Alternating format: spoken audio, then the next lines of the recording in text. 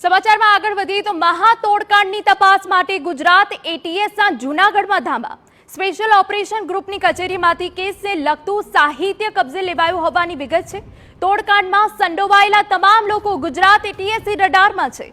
SOG PI Arvind Gohil ફરાર, ઘરે ખંભાતી તાળા લાગ્યા છે। જ્યારે એક ટીમ નિમવામાં આવી છે એસઆઈટીની અને આ તમામ જે લોકો છે, જે તમામ આરોપી છે તે રડારમાં છે અને જે વિગત મળી રહી છે તો એસઓજી પીઆઈના ઘરે તો તાળા મારેલા જોવા મળી રહ્યા છે।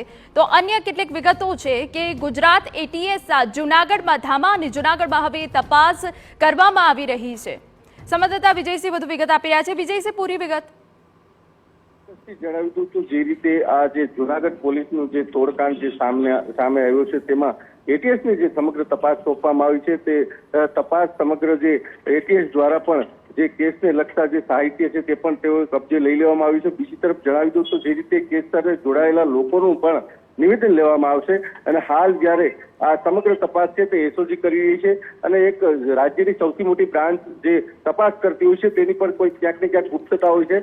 તમામ જે સાહિત્ય એકઠા કરીને હાલ જ્યારે આ 3 અધિકારીઓને જે સસ્પેન્ડ કરવામાં આવ્યા છે, 335 જેટલા ખાતાઓ જે ફ્રીઝ કરવામાં આવ્યા છે તેને લઈને સમગ્ર માહિતી મેળવવામાં આવશે, નિવેદનો લેવામાં આવશે અને અન્ય કોઈ લોકો આમાં સંડોવાયેલા છે તેવી બાબતની પણ પૂર્ણતા તપાસ કરવામાં આવશે। બિલકુલ, અન્ય કેટલા લોકો સંડોવાયેલા છે તેની પણ તપાસ કરવામાં આવશે, પરંતુ તોડકાંડમાં સંડોવાયેલા તમામ લોકો ગુજરાત એટીએસની રડારમાં છે। પરંતુ જે વિગત મળી રહી છે તપાસ કરતા તે એસઓજી પીઆઈ અરવિંદ ગોહિલ ફરાર છે અને ઘરે ખંભાતી તાળા લાગ્યા છે। પોતાની પાપ લીલાનો પર્દાફાશ અને ધરપકડના ડરથી મુખ્ય સૂત્રધાર માણાવદરના સસ્પેન્ડેડ સીપીઆઈ તરલ ભટ્ટ વિદેશ ફરાર થયા ગયાની પણ શક્યતાઓ દેખાઈ રહી છે। સૂત્રોનો દાવો છે કે તરલ ભટ્ટ દુબઈના બુકીઓના સંપર્કમાં છે અને તે દુબઈ નાસી છૂટ્યો હોઈ શકે।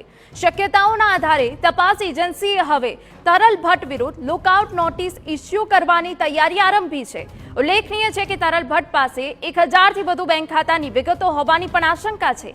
તો તોડકાંડનો મુખ્ય ભેજાબાજ વિરુદ્ધ માધોપુરા સટ્ટાકાંડને લઈને એસીબીમાં પણ ફરિયાદ થાય તેવી પણ શક્યતા છે।